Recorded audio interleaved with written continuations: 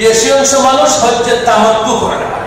তামাত্তু সহজ, এই সহজটা আমরা বেশি অংশ মানুষে করি। কেরান হজ উমরা একসাথে, তো লম্বা ইহরাম দীর্ঘ হয়, কষ্ট বেশি হয়। এই জন্য এটা যারা আলিম ওলামা, জানলে ওলামা, মাস্তা মাসাইল জানেন, তারাই করে, তাদের জন্য সহজ। আমরা যারা আওয়াম পাবলিক, আমাদের জন্য কষ্ট। আর তামাত্তু প্রথম উমরা করার পরে হালাল হয়ে যাওয়া, তারপরে যখন 8 তারিখ আসে তখন হজের জন্য আলাদাভাবে ইহরাম বাঁধা, এটা সহজ। এই জন্য এটা আমরা বেশি অংশ করি। আর একটা হলো যারা বদলি হজ করে, ইফরাদ, আপনাকে পয়সা দিয়া যে আমার আব্বা অসুস্থ যেতে পারবে না, আপনি হজটা করে নেন, তখন নিয়ম হলো ইফরাদ হজ করা, শুধু হজ। তবে মুহাক্কিকিন মুফতিয়ানে কেরাম, আমার কাছে বই আছে, এই বই মনসুরপুরি রহমত সালমান মনসুরপুরি দামাত বরকাতুহু ভারতে কিতাবুল মাসাইল হজ উমরা সম্পর্কে বড় বই বাংলাও আছে। তার মধ্যে আছে মুফতিয়ানে কেরাম লিখছেন যে বদলি হজ করবে, যার করবে উনি যদি অনুমতি দেন উনাকে, তোমার যে হজ ইচ্ছা সেই হজ করে নাও, তাহলে উনি তামাত্তু হজ করার অনুমতি আছে, তামাত্তু হজ করতে পারে, অনুমতি দেবে। তবে ইফরাদ করাটাই ভালো, অনুমতি দিলে তামাত্তু করাটা আছে। ঢাকার ডক্টর মুশতাক আহমদ সাহেব, আপনারা অনেকে মোবাইলে হয়তো দেখছেন পাইছেন, ডক্টর মুশতাক আহমদ, ঢাকা দেওবন্দের আলীর কাছে, উনি খুব সহজ করে হজ, খুব সহজ করে যে হজ কাকে বলে, কি জিনিস, সহজ করে জিনিসটা তুলে ধরছে। উনি বলছেন আপনার 4 জায়গায় 5 দিনে 9 কাজ করাকে হজ করে, কত ইজি সহজ করে। তারপরে আস্তে আস্তে ব্যাখ্যা হবে, 4 জায়গায় 5 দিনে 9 কাজ করাকে হজ করে। 4 জায়গা কি? মিনা, মিনা যেতে হলে হজ করতে গেলে আরাফা, মুজদালিফা এবং মিনা হইয়া বাইতুল্লাহ, 4 জায়গা বাইতুল্লাহ প্রস্তাব করতে হয়। 4 জায়গা মিনা, আরাফা, মুজদালিফা, মিনা হইয়া বাইতুল্লাহ, 4 জায়গা 5 দিন, 8, 9, 10, 11, 12, এর মূল হজ তো 5 দিন, 8, 9, 10, 11, 12, 9 কাজ করা। 9 কাজের মধ্যে 3টা ফরজ, 6টা ওয়াজিব। 3টা ফরজ কি? ইহরাম বাঁধা, আরাফাত অবস্থান করা, বাইতুল্লাহ তওয়াফ করা। 9টার মধ্যে 3টা শেষ, রইল 6টা। 6টা ওয়াজিব। ওয়াজিব কি? মুজদালিফাত অবস্থান করা, 10 তারিখ ফাত্তর মারা, 10 তারিখ কুরবানি দেওয়া, মাথা খামানো, সহমান ওয়া সাই করা, আমরা বাহিরের মানুষের জন্য বিদায়ী তওয়াফ করা। কত সহজ, ইজি হয়ে উনি তুলে দিয়েছেন। 4 দিনে 4 জায়গায় 5 দিনে 9 হজ করাকে হজ করে। এখন আপনি ব্যাখ্যা হবে কাজটা কত সহজ। উমরার মধ্যে 4 কাজ, 2 জায়গায় 4 কাজ করা, এর নাম উমরা। 2 জায়গা কি? একটা আপনার বাড়ি আর একটা আল্লাহর বাড়ি। আপনার বাড়ির থেকে ইহরাম বাঁধবা, আল্লাহর বাড়ি দিয়ে 3 কাজ করবা। ফরজ 2টা, ওয়াজিব 2টা। ইহরাম বাঁধছেন আপনার বাড়িতে, বাইতুল্লাহ দিয়ে তওয়াফ করছেন, আর ফরজ 2 ফরজ, আর ওয়াজিব সহমান ওয়া সাই, মাথা খামানো, ফরজ 2টা, ওয়াজিব 2টা। একটা আপনার বাড়িতে, 3টা আল্লাহর বাড়ি, ওই তো উমরা শেষ। কত সহজ, ইজি বইটা তুলে দিচ্ছেন ডক্টর মুশতাক আহমদ সাহেব। এটা বিস্তারিত আলোচনা হবে। এখন আসেন আমরা 11 নম্বর আলোচনা, ইহরাম বাঁধার কথা। আমি কাপড় আনছি, সব ইহরাম বেঁধে তওয়াফ কিভাবে করা সব আমি দেখাবো আস্তে আস্তে আস্তে আস্তে। যেহেতু আমরা 11টা আমরা সময় আছে, ইনশাআল্লাহ আস্তে আস্তে আস্তে আলোচনা। ইহরাম বাঁধা, ইহরাম কাকে বলে? ইহরাম মানে হারাম করা। ইহরাম যখন বাঁধবেন, আগে যত জিনিস হালাল আছে সব হারাম হয়েছে, এর নাম হলো ইহরাম বাঁধা। তার বাদে ইহরাম বাঁধা মানে পুরুষদের জন্য সিলাইকৃত যত কাপড় আছে সব কাপড় খুলে সাদা একটা কাপড় পরিধান করা, এটা সিস্টেম। সাদা কাপড় পরিধান করা, সেলাইকৃত সব কাপড় খুলে ফেলা। তারপরে সেলাইকৃত কাপড় খুললে ইহরামের কাপড় পরিধান করলা, কিভাবে পরিধান করবো আমি দেখাই। তারপর নামাজ পড়বেন, নামাজ পড়ার বাদে সালাম ফিরানোর পরে দুইটা কাজ করবেন, নিয়ত আর লাভবাই, ওতে ইহরাম বাঁধতে হইবে। কিভাবে আলোচনা আসবে। ইহরাম বাঁধার জন্য পূর্ব প্রস্তুতি, ইহরাম তো বাঁধবো, এর আগে প্রস্তুতি।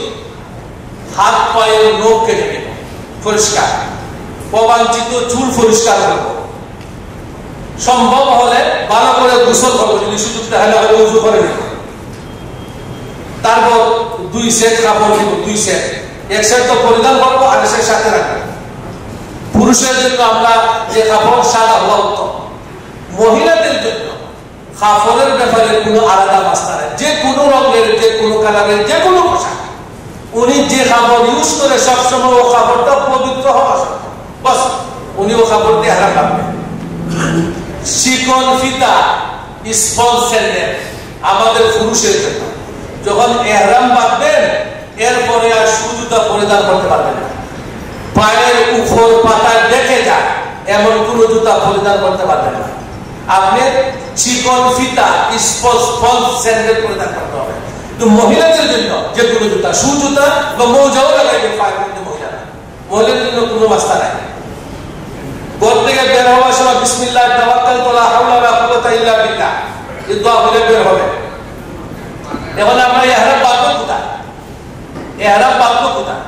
আপনারা জানেন আমরা দক্ষিণ এশিয়ার জন্য মিকাত হলো লন্ডন। জিদ্দা বিমান ল্যান্ড করার আধা ঘন্টা আগে মিকাত যে বর্ডার, ওই জায়গাটা আমরা অতিক্রম করি। তো মূল হলো ওই জায়গা অতিক্রম করার পূর্বে ইহরাম। কিন্তু আমরা সতর্কতামূলক, আমরা বিমান উঠার সময়ই, আমরা উঠার আগে আমরা ইহরাম বেঁধে বিমান উঠি, সতর্কতা হলো। আপনি কেউ যদি বলেন না আমি ইহরামের কাপড় পরিধান করে বিমানে উঠে যাব, যখন বিমান যারা হাজি সাহেবদেরকে যে বিমান শুধু হাজি সাহেবের তাকে এক্সট্রা কোনো মানুষ নাই, মিকাল পৌঁছার আধা ঘন্টা আগে বিমান বলা তারা বলে আপনারা যারা ইহরাম বাঁধেন না ইহরাম বেঁধে নেব, আমরা আধা ঘন্টার ভিতরে মিকাল অতিক্রম করব।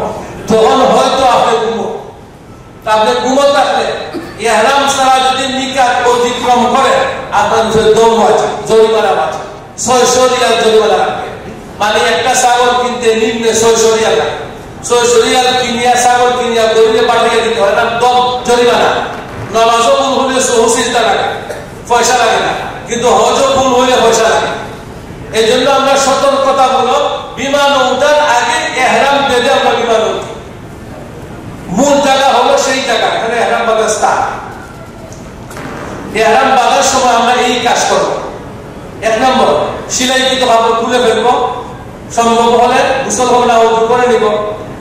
আর মহিলাদের জন্য অসুস্থ থাকে, আগে বলছি অসুস্থ থাকা অবস্থায় আপনি সময় গোসল করবেন, গোসল করতে পারেন না ওযু করবেন, ফরিয়া কিবলামুখী বসা অবস্থায় আপনি 2টা কাজ করবেন, আমরাও 2টা কাজ করব। আমরা ইহরাম বাঁধার সময় যদি মকরু ওয়াক্ত না, মকরু ওয়াক্ত দুপুরের সময় সূর্য উঠে আসরের ফরজ নামাজ পড়ে গেছে, ওই সময় ইহরাম বাঁধবেন, নামাজ পড়তে পারবেন না। মহিলারা অসুস্থ থাকলে নামাজ পড়তে পারবেন না। নামাজ ছাড়া ইহরামের কাপড় পরিধান করে কিবলামুখী বসা অবস্থায় আমি 2টা কাজ করব। 2 কাজ কি? ওই 2 কাজের নাম মূলত ইহরাম। ইহরাম মূলত 2 কাজের নাম। 1 নম্বর নিয়ত, 2 নম্বর লাভবাই। 2 কাজের নাম মূলত ইহরাম। আর কাপড় পরিধান করা, নামাজ পড়া, এটাও তার সিস্টেম, নিয়ম। কেউ যদি নামাজ পড়ে না, ইহরামের কাপড় পরিধান করে না, এই নরমাল কাপড় থাকা অবস্থায় কিবলামুখী বসে নিয়ত লাভবাই করে ফেলে তার ইহরাম বাঁধা হয় না। তবে এগুলো নিয়ম, প্রথম ইহরামের কাপড় পরিধান করো, তারপরে নামাজ পড়ো, তারপরে 2টা কাজ করো। ওই 2টা কাজের নাম ইহরাম। 1 নিয়ত, 2 লাভবাই। যখন আমরা নিয়ত লাভবাইকে রাখলে তো আমরা অনেকে মনে হলে ইহরামের কাপড় পরিধান করছে, ইহরাম বাঁধিয়েছে না। কাপড়ের নাম ইহরাম বাঁধানো, কাপড়ের নাম ইহরাম নয়। কাপড়ের একটা আলাদা ইহরাম বাঁধার পরে যদি দুনু কাপড় খুলে ফেলেন, উলঙ্গ হয়ে যান, আপনি ইহরাম যাবে না। এটা কেমন কথা? ওইটাই কথা। কাপড়ের নাম ইহরাম না। আপনার নিয়তটা লাব্বাইক নাম ইহরাম। আপনার নিয়ত আছে লাব্বাইক আছে, কাপড় থাকুক না তাও আপনি ইহরাম যাবে না। এই জন্য আমরা যারা বাস্তা জানি না, এই বছর গত বছর হয়তো আরফার মাত্র আমরা গোসল করি। গোসল করার সময় যেহেতু কাপড়ের নামে ইহরাম না, কাপড় আপনি চেঞ্জ করতে পারবেন। তখন আমরা গোসল করার সময় নিচে তো সাদা সাদা কাপড় তো পানি লাগলে দেখা যায়, আমরা নিচের কাপড় খুলে গামছা ফিনতে আমরা গোসল করি। যখন আমি কাপড় খুলছি গামছা ফিনছি গোসল করবো, অথবা কাপড়ের উপরেই গামছা পরিধান করে গোসল করি।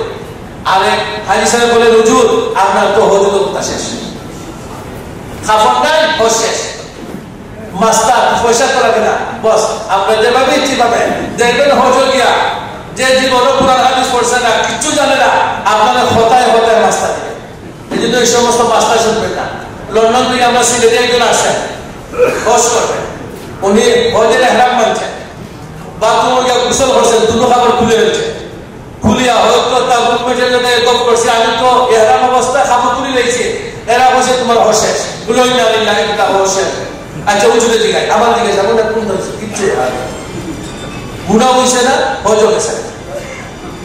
বুখারী শরীফে বাবু আছে উলঙ্গ হলে গোসল করার ব্যাপারে, এর মানে এই নয় আমি উলঙ্গ হলে গোসল করতে আমি বলছি না, এটা ঠিক নয়। তবে এর অর্থ এই নয় হজ নষ্ট হয়ে যাবে, গুণা হবে না, না এমন হবে না। তারপর আসেন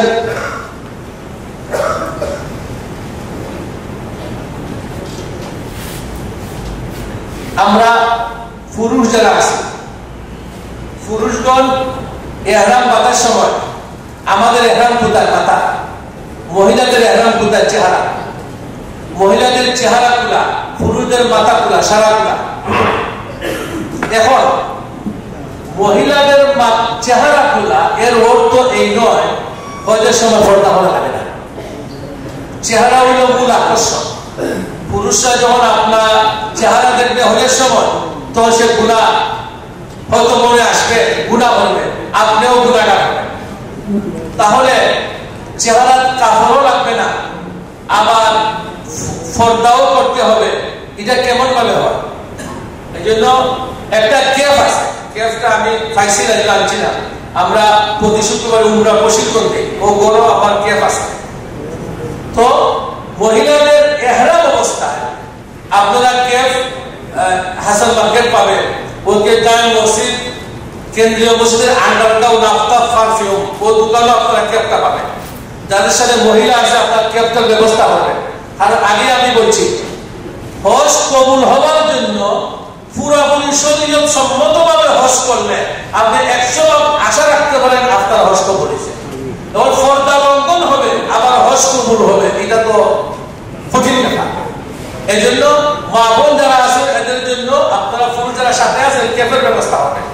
কেফটা হলো কি, যখন ইহরাম বাঁধবে কেফটা না, কেফের সামনে একটু বাড়তি আছে, ও বাড়তি এখানে আপনার সাদা কাপড় আছে, প্রায় 400 আঙ্গুল দূর কাপড় থাকবে, চেহারা থাকবে না, পর্দাও রক্ষা হবে, আপনি রাস্তাও দেখবেন, গুনাহ পুরুষও গুনাহ লিপ্ত হবে না, আপনিও গুনাহ থেকে বাঁচবেন। এই জন্য চেহারা ইহরামের মানে এই নয় যে ইহরাম অবস্থায় পর্দা করা লাগে না, আপনার পর্দা করতে হবে। করবেন কিভাবে? ও কেফের মাধ্যমে। এখন আসেন আমরা